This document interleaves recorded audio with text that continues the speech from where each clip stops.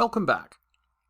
So while we're on the topic of refactoring out unnecessary intermediate logic in our spreadsheets, let's consider our derived line total column here in the order details table. We really only created this column, which multiplies unit price by order quantity, so it could serve as the basis of our revenue measure, which sums the values in the line total column. But meanwhile, our line total column is just sitting there, taking up space in our data model. It would be nice if we could somehow incorporate the multiplication of unit price by order quantity inside our revenue measure. Then we wouldn't even need our line total column anymore. Let's first give this a shot by trying to refactor our revenue measure to sum the expression unit price times order quantity. So first I'll create a pivot table that we can use to test our revised measure. So I'll put region on rows. And then for our values, I'll sum unit price, order quantity, and line total.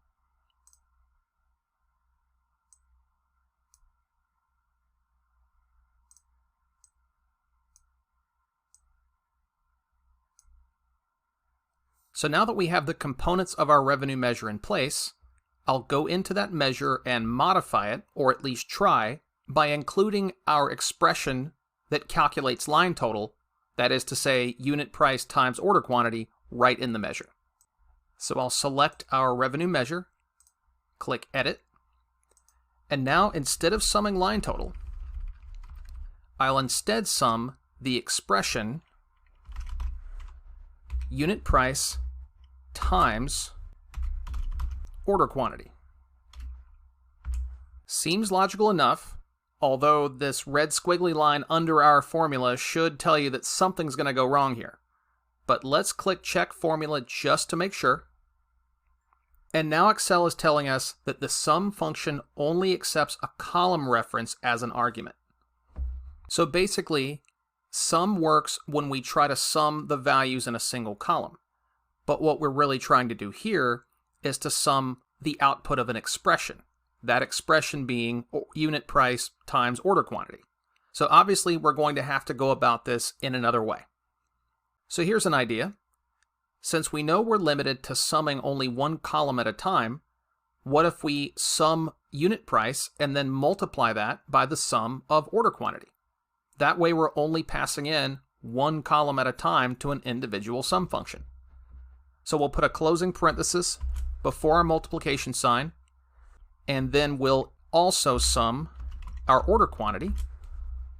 And now we have something that looks syntactically correct, and we'll click Check Formula to confirm, and it looks like we have no errors.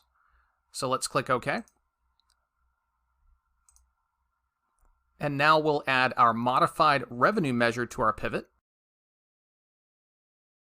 Now in theory, our revenue measure should exactly match our sum of line total in the pivot table.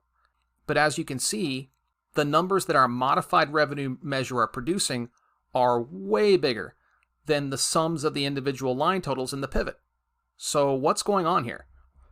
Well, the problem is our expression, which is the sum of order quantities multiplied by the sum of unit prices, doesn't operate row by row in the data. It instead simply multiplies the two sums together at every given address in the pivot table.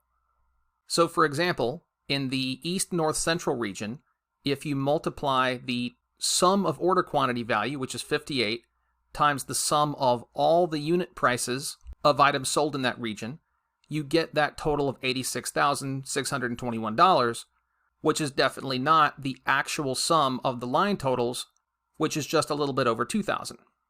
So basically, instead of our 58 total items purchased in the East North Central region being multiplied by their respective unit prices and then summed to yield our total revenue, we end up with a situation where all 58 are being multiplied by the sum total of all the unit prices for the 58 products, which is that $1,493 amount we see in the sum of unit price column.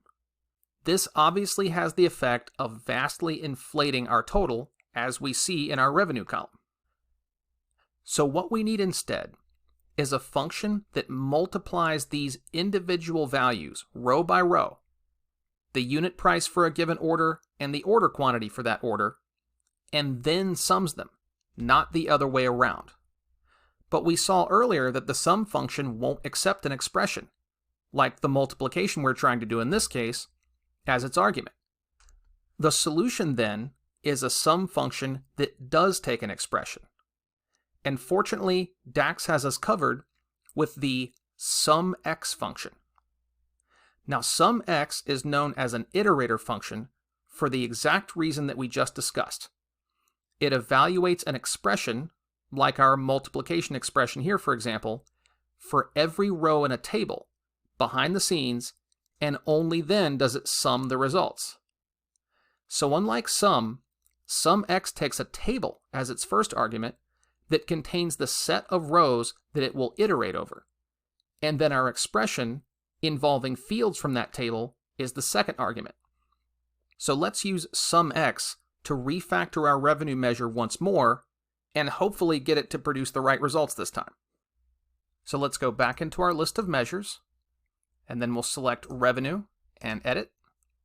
And we can just go ahead and wipe out this entire formula that we had here before. And now for our function, we're going to type SUMX. And as you can see, the first argument is a table, and that's the table that contains the fields that we'll be using in our expression. Now, obviously, we're multiplying order quantity and unit price from the order details table, so the order details table will be the first argument of our function. And then the second argument is the expression whose results for each given row we're trying to sum. And that's just that unit price times order quantity formula. So let's type that out. And then we'll close our parenthesis. Make sure we're formatted as currency. We'll check formula. That looks good. And then click OK. And look at that.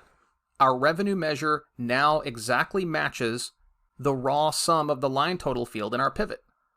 And the best part is, now that we have removed our dependency on that line total field, we can actually go ahead and just delete it from the data model altogether.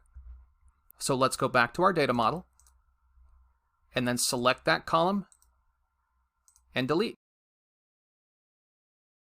And then let's go back to our pivot, and it looks like our revenue measure is still working just fine. Now, one thing I want to emphasize before we move on is that SUMX is really just one of a whole family of iterator functions. There are also AverageX, MinX, and MaxX functions, just to name a few. But these all work pretty much the same way. In every case, you're applying an aggregation to some kind of expression that is evaluated row by row for the rows in a table. Okay. Now that we've seen the X functions in action, it's time for the sequel. So up next, we'll tackle the RankX function, which has some pretty incredible superpowers when it comes to ranking the data in your pivot tables. I'll see you then.